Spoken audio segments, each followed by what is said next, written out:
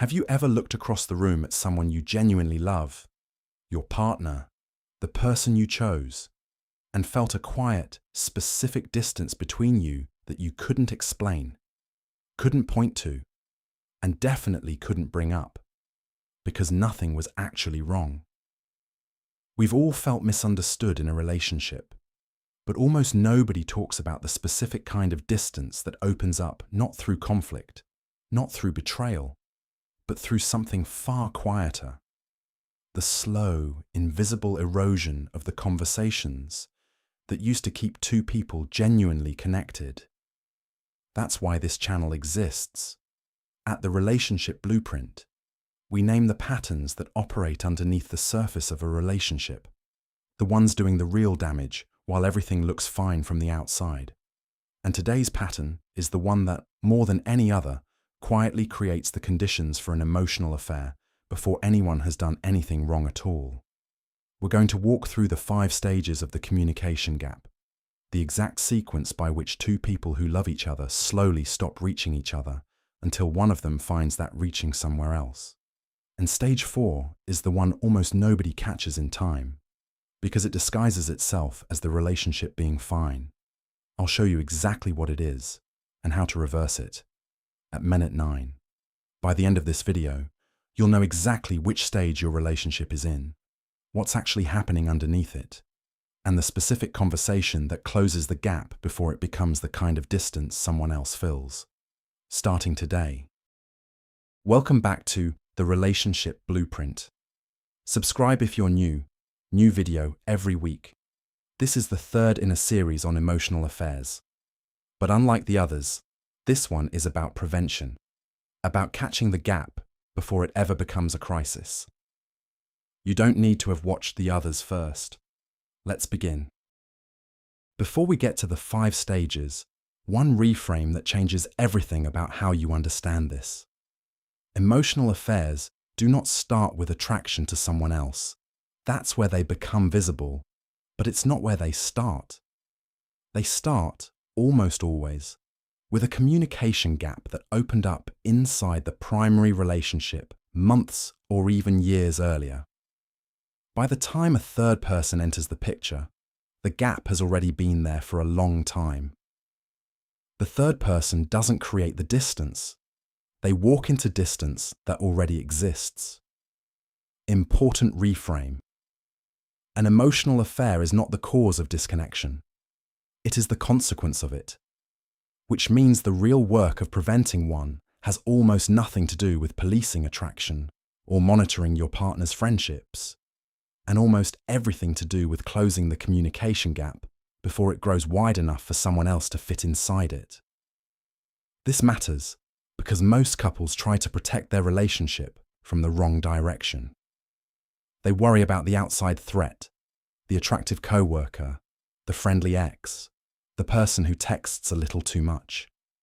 But the outside threat is never the real story. The real story is the inside gap. A relationship with no communication gap is almost immune to emotional affairs because there's no empty space for one to grow in. A relationship with a wide communication gap is vulnerable no matter how trustworthy both people are, because the emptiness itself is the vulnerability. This is the work of Gottman, whose decades of research identified the slow erosion of what he calls emotional bids as the single strongest predictor of relationship breakdown. It's the work of Shirley Glass, whose research on affairs found that the gap nearly always precedes the affair. And it's the work of Sue Johnson, whose entire model of couples therapy is built on closing exactly the kind of gap we're about to map. The gap opens in 5 stages. Most couples are somewhere in the middle of them right now and don't know it. Let's find out where you are. You cannot affair-proof a relationship by watching the outside. You can only affair-proof it by closing the gap on the inside. The 5 stages are how you find the gap before it finds someone else. Stay until stage 4, the one almost nobody catches in time. It's the most dangerous stage precisely because it feels like peace. Couples reach stage 4 and conclude their relationship is stable, when in fact, it's at its most vulnerable. I'll show you how to tell the difference at minute 9. Stage 1 of 5. The conversations go functional, the logistics drift. What it looks like. You and your partner still talk constantly about the kids, the schedule, the bills, the weekend plans, what to make for dinner, who's picking up what. The communication is frequent and functional. But if you actually listened back to a week of your conversations, you'd notice that almost none of them were about anything other than logistics. The operational talk has quietly replaced the personal talk. What's actually happening? This is the first and most invisible stage of the gap because the volume of communication doesn't drop, only the depth does. You're talking as much as ever. You're just no longer talking about anything that lets you know each other. The logistics have crowded out the intimacy, and because you're still talking all the time, neither of you registers that anything is missing. The research. Gottman calls this the erosion of bids for connection, the small moments where one partner reaches for the other's attention, interest, or emotional engagement. In stage 1, the bids don't stop, but they go entirely functional. Can you grab milk? Is a bid for cooperation, not for connection. A relationship can run on functional bids for years, while the connective bids quietly disappear. Here is how to close the gap. Here, reintroduce one non-functional question per day. Not, how was your day? That's become functional too. Try, what's something you've been thinking about lately that has nothing to do with us or the house? The goal is one daily exchange that exists purely to know each other, with zero operational purpose. One per day reverses stage 1 faster than almost anything else. Stage 2 of 5. You stop bringing up the small things. The editing begins. What it looks like. You used to tell your partner the small things, the throwaway thought, the half-formed feeling, the thing that annoyed you for no reason. Now, you find yourself editing. Some thoughts don't feel worth mentioning. Some feel like they'll land wrong. Some you've tried to share before and watched them not land, so you've quietly stopped trying. The editing is so gradual, you don't notice you're doing it. What's actually happening? You've begun curating which parts of your inner life cross into the relationship. Every edited out thought is a small withdrawal of intimacy, not dramatic, not deliberate, but cumulative. And the parts of you that stop crossing into your relationship don't disappear. They go looking for somewhere else to be expressed. This is the stage where an outside person starts to feel easier to talk to than your partner, because you've stopped editing with them. The research. Shirley Glass's research on emotional affairs identified this precise mechanism. The affair partner becomes the recipient of the disclosures that have stopped happening at home. She called it the construction of a wall between partners and a window to the outside person. Stage 2 is where the wall starts going up and the window starts opening, usually without anyone deciding it. This is how to close the gap here. Practice saying the small thing before you edit it. When you notice yourself about to withhold a minor thought, share it instead, precisely because it's minor. The small disclosures are the bricks of intimacy.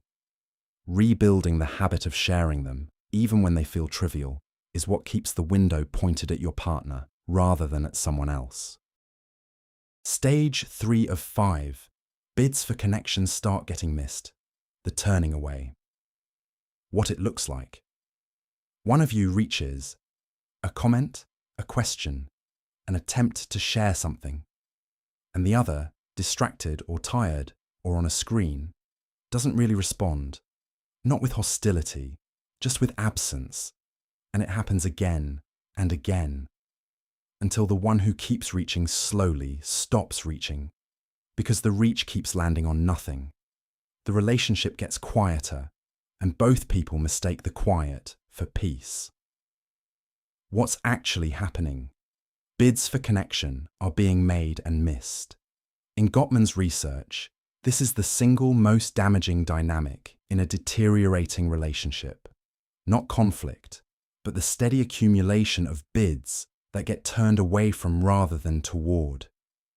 Each missed bid teaches the bidder that reaching isn't worth it.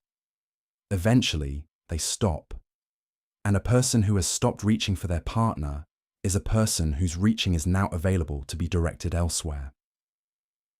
The research. Gottman's research produced a startling number.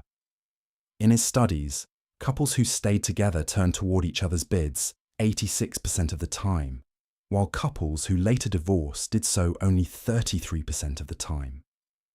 The difference between a thriving relationship and a failing one is largely the difference between catching bids and missing them.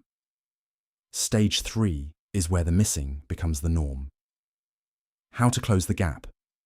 Here, start catching bids deliberately. A bid is any attempt your partner makes to get your attention, interest, or affection, however small. When you notice one, turn toward it. Stop, look up, respond with genuine engagement, even briefly. You will not catch every bid. Nobody does. But moving from missing most to catching most is the single highest leverage change available to any couple in stage 3. Stage 4 of 5. The gap starts to feel like peace, the most dangerous stage, stage 4. The one I told you almost nobody catches in time. Pay very close attention here, because the reason it's so dangerous is that it feels like the opposite of danger.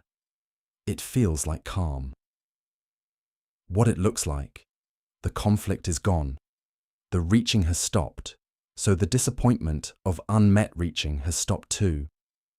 You've settled into a comfortable, low-friction coexistence.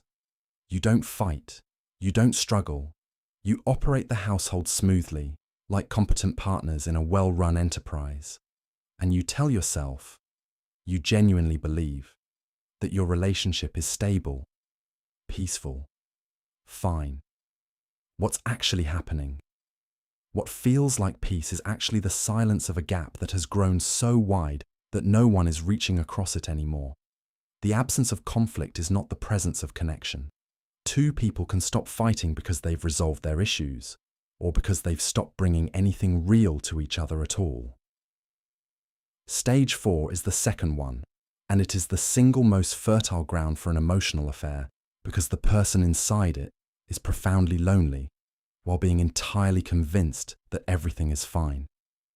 Here is why this stage is so dangerous and why almost nobody catches it in time. Every earlier stage has a warning signal built into it. Stage 1 has the nagging sense that conversations have gone shallow. Stage 2 has the small guilt of editing yourself. Stage 3 has the visible disappointment of bids being missed. These are uncomfortable, and the discomfort is useful because it tells you something is wrong. Stage 4 removes the discomfort. The friction is gone. The disappointment is gone because you've stopped reaching, so there's nothing left to be disappointed about.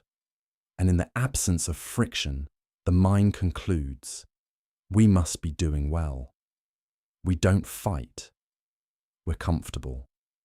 This is what a stable relationship looks like. The very peacefulness that feels like health is actually the signature of the deepest disconnection, the point at which two people have stopped trying to reach each other at all. And this is precisely the stage at which an emotional affair becomes most likely. Not during the fighting, during the calm. Because a person in stage 4 is starved for the exact thing the relationship has stopped providing, the experience of being reached, being known, being met, and they are no longer getting the warning signals that would tell them to fix it at home. So when someone outside the relationship offers that experience, it doesn't feel like a betrayal of a struggling marriage. It feels like water in a desert the person didn't even know they were standing in. The research. Gottman's research is explicit on this. The absence of conflict is not a marker of relationship health. Some of the highest risk couples in his studies were the ones who had stopped fighting entirely, not because they'd resolved their differences, but because they disengaged. He distinguished conflict-avoiding stability from genuine connection and found the former far more fragile than it appears. The peace of stage 4 is, in his terms, the peace of two people who have quietly given up on being reached. Here is the test that tells you whether your calm is peace or whether it's stage 4. Ask yourself, when was the last time my partner surprised me? When did I last learn something about their inner world I didn't already know? When did I last feel genuinely reached by them? Not accommodated, not coexisted with, but met. If you have to think hard or reach far back, your calm may not be peace. It may be the silence of stage 4. And the good news, the genuinely hopeful news, is that stage 4 is reversible the moment you can see it for what it is. The peace was hiding the gap. Naming the gap is the beginning of closing it. How to close the gap here? Deliberately reintroduce friction, the good kind. Bring something real to your partner, a genuine opinion, an unspoken need, a question that matters, a piece of your inner world you've been keeping to yourself. The goal is not conflict. The goal is contact. Stage 4 is the absence of contact disguised as the absence of conflict. Reintroducing real contact, even when it's slightly uncomfortable, is what converts dead calm back into living connection. The most dangerous moment in a long-term relationship is not the fighting. It is the calm that arrives when both people have quietly stopped reaching for each other. That calm feels like peace. It is actually the widest the gap will get before someone fills it. Learn to tell the difference, and you can close the gap before anyone else finds it. Stage 5 of 5. Someone else steps into the gap. The threshold. What it looks like. Someone has appeared who reaches you the way your relationship has stopped reaching you. They ask the real questions. They notice the small things. They seem genuinely curious about your inner world. Nothing has happened. Maybe nothing ever will. But you find yourself thinking about them, looking forward to them, feeling more alive in their presence than you've felt at home in longer than you want to admit. And a part of you knows, with quiet certainty, that this is about more than them. What's actually happening? The gap has found its occupant. The communication that stopped flowing inside your relationship has found an outside channel. This is the stage everyone thinks of as the emotional affair, but by now you understand it's not the beginning of anything. It's the end of a process that started 4 stages ago. The other person isn't the cause. They're the consequence of a gap that has been widening, unaddressed, for a long time. The research. This is where the previous 2 videos in this series pick up. The 7 reasons the attachment forms and the 6 messages it's sending. But the research is unanimous on the sequence. By the time stage 5 arrives, the work that could have prevented it needed to happen in stages 1 through 4. Shirley Glass's entire body of work points to this. The affair is the late symptom of an early, untreated gap. How to close the gap here? If you're in stage 5, the work is twofold, and it is urgent but not hopeless. First, create honest distance from the outside person, not out of guilt, but out of clarity, because you cannot close the gap at home while actively filling it elsewhere. Second, bring the full force of your attention back to stages 1 through 4 inside your primary relationship. The gap that opened can be closed. Many couples have closed it from exactly this point, but it requires choosing to reach for your partner again, deliberately, repeatedly. And that choice is yours to make. 5 stages. And underneath all of them, one daily practice that closes the gap at any stage. The earlier you start, the easier it is, but it works from anywhere. The practice has a name. Gottman called it turning toward. Here is the simplest possible version of it. 1. Make one real bid a day. Reach for your partner once a day in a way that isn't functional. Share a real thought. Ask a real question. Offer a piece of your inner world. One deliberate, non-logistical reach every day. This single habit reverses stages 1 and 2 on its own. 2. Catch one bid a day. Notice when your partner reaches for you and turn toward it instead of away. Stop what you're doing. Look at them. Respond with genuine engagement. You won't catch them all. Catch one a day on purpose, and you reverse stage 3. 3. Name the calm honestly. Once a week, ask yourselves the stage 4 question. When did we last genuinely reach each other? If the honest answer is, I can't remember, that's not a failure. It's the most useful thing you can know. The naming is what converts dangerous calm back into living connection. 4. Bring the real thing home. Whatever you find yourself wanting to share with someone outside the relationship, the deep conversation, the real feeling, the part of you that comes alive elsewhere, practice bringing it home first. Not because the outside person is wrong, but because the inside relationship is where that energy keeps the gap closed. The window stays pointed at your partner. Emotional affairs are not prevented by vigilance against outsiders. They are prevented by the daily unglamorous practice of reaching for your partner and catching them when they reach for you. Close the gap on the inside, and there is no empty space for anyone to step into. The practice is small. The protection is enormous. If you've made it this far and you've recognized your relationship in any of these 5 stages, here is what I most want you to take with you. The gap is not a verdict, it's a stage, and every stage is reversible. Couples close communication gaps that have been open for years, not through grand gestures, but through the small, daily practice of reaching for each other again. The fact that you watch this whole video means you're already doing the most important thing. You're paying attention to the gap before it becomes a crisis. Most people never do. Now, the daily practice we just covered depends on one thing: knowing what your partner actually needs in order to feel reached. Because reaching for someone in a way they can't receive doesn't close the gap. It widens it. The most common reason couples reach for each other and still miss is that they're reaching in the wrong language. They give what they would want to receive, not what their partner actually needs.